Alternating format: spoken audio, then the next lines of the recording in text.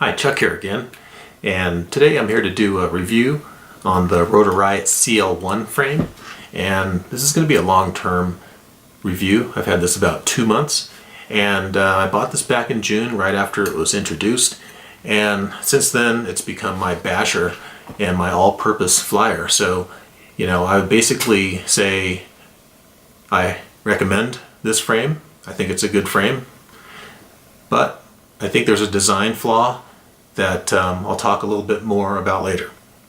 Let's talk about the setup just really quickly. Basically, I've set this up as a lowrider using 20mm standoffs here, and just a bunch of 3D printed parts from Mile High 3D. That's my own company that I'm just starting. And I have the JB F4 all-in-one flight controller with SpeedX ES30 ESCs, RCX 2306 motors at 2400 kV, and running Cyclone 5050 props. And for the radio, I have a FR Sky R9 long range system. I think the design flaw is in the bottom plate, and what happens is that if you pancake, it just forces the top plate against the sharp edges of the arms, and what that causes is it just causes it to have a really high stress riser at that junction, and it just immediately starts to shear off the fibers of the bottom plate. And one thing I'll try to do is I'll try to sand down the corners of the arm to get a little bit of a radius on there, maybe about 1mm, and that might reduce the stress riser for the bottom plate.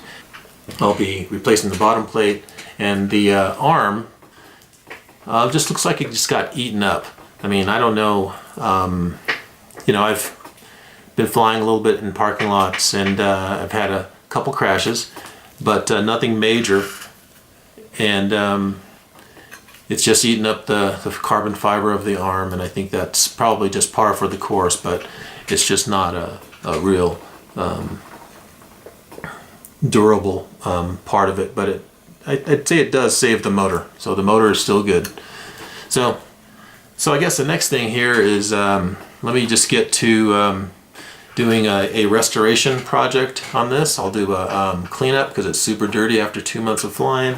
And let's see, so the first thing we'll do is do a tear down and just clean up all of the bits of grass and dirt and stuff like that. And then we'll get to replacing the bottom plate in the arms. All right then.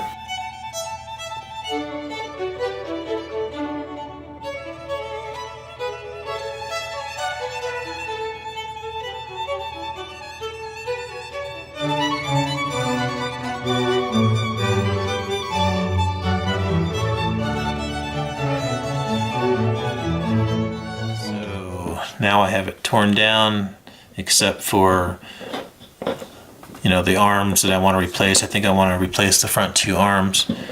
Got my package from Rotor Riot. Yeah, get your Rotor Riot there going. Got my drib straps, and ended up buying 2 bottom plates and 2 arms. Yeah, this is just gonna should make a big difference there. Look at that. You can totally hear it crunching. After a couple months you get a little bit of buildup of grime, a lot of grass particles and, dirt and stuff like that, dust. The couple things that I've tried is Windex. Windex works really well to get grass off, and but it has ammonia and stuff in it, so I wouldn't use this to touch anything that has wires or circuit boards or stuff like that. And then Simple Green is just something else. So just use some diluted Simple Green for everything else. It should be pretty good.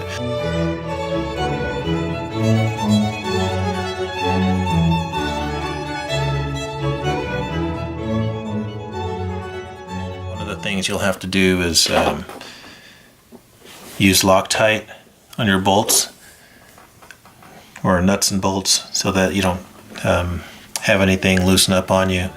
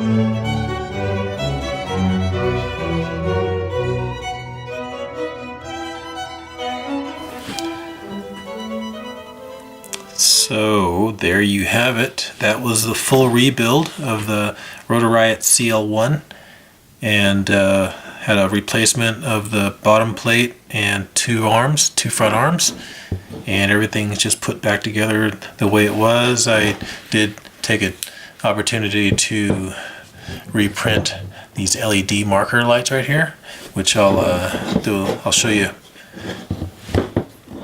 how those work real quick here.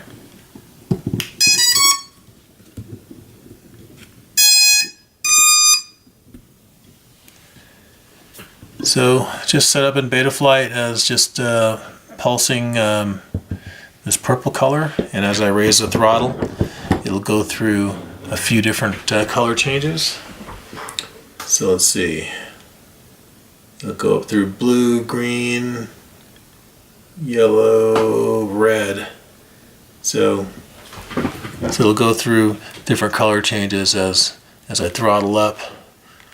In any case, there it is, the Rotor Riot CL1 lowrider. I can give you some conclusions about what I thought about the Rotor Riot CL1 frame. Overall, I think it's a good frame. I don't know if I would buy another one. I'll just keep this one running for a while with just spare parts, but I think that I should have bought two frames at the beginning.